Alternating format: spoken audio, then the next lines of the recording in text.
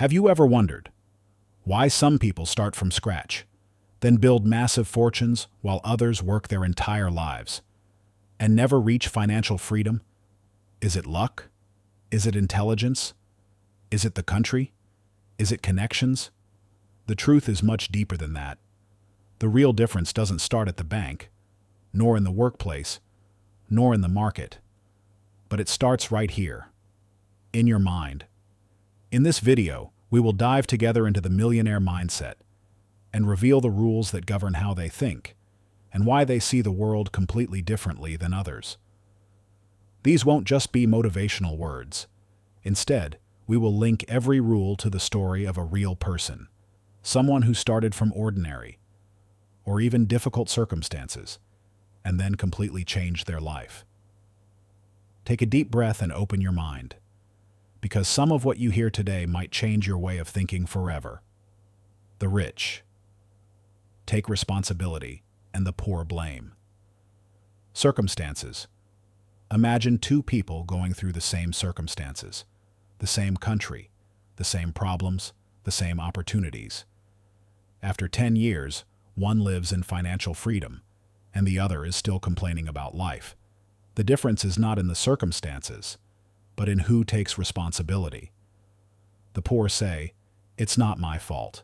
The government is the reason. The country is difficult. Opportunities are scarce." As for the rich, they say, "I am responsible. I create my life. I control my results." Here, a natural question arises. Is there a real person who lived with this mindset since childhood? Let's get closer to the story of a person who embodied this rule since childhood.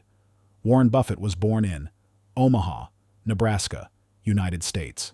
In the year 1930, he grew up in a middle-income family and was not born into an environment full of money or influence. Since his childhood, he didn't wait for life to give him anything.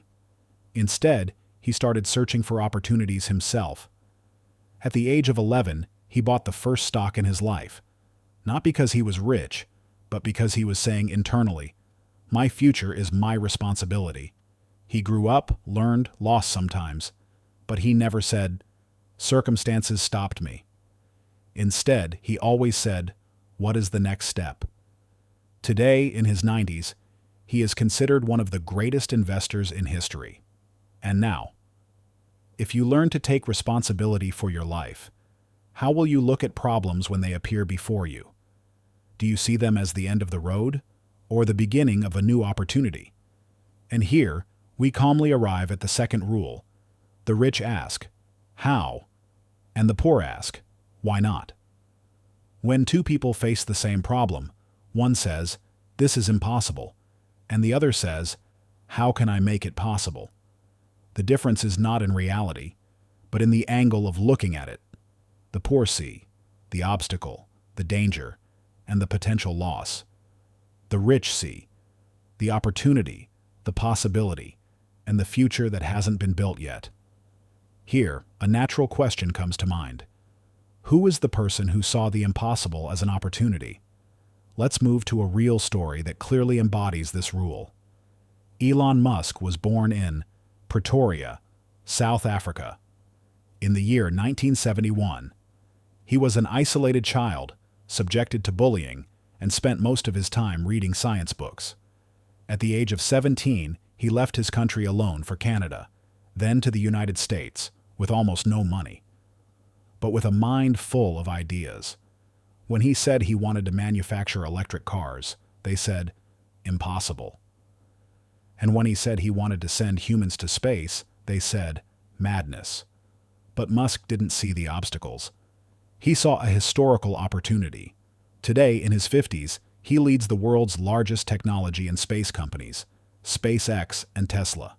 And now, after we have learned how to see opportunities, a deeper question emerges. How do we look at money itself? And here, we calmly arrive at the third rule. The rich respect money and the poor fear. Many people say, money doesn't matter.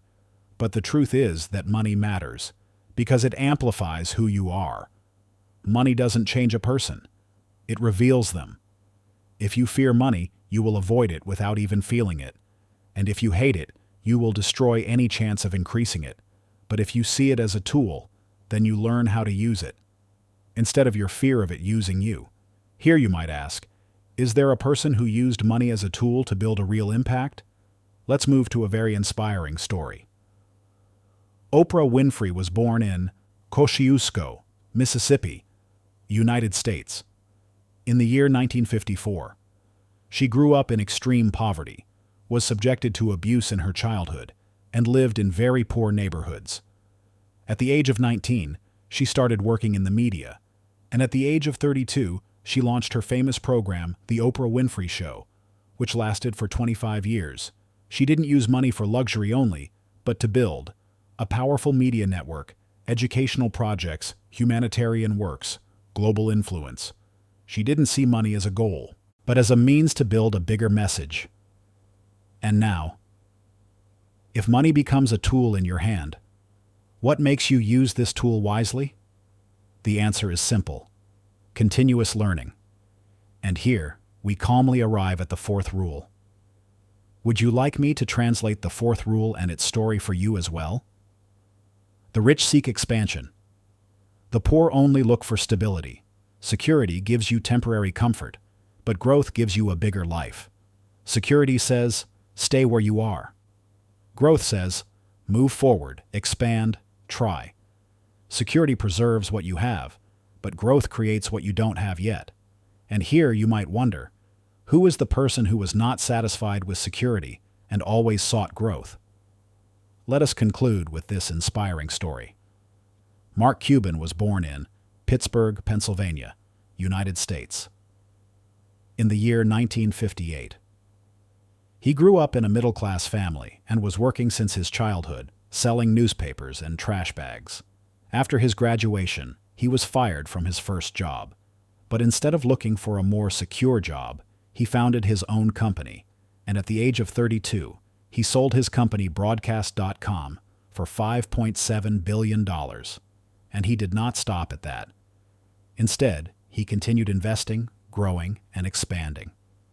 Today, we have learned only 5 rules, but their impact might change your entire life if you apply them sincerely. Because financial success does not start in the pocket, but it starts in the mind.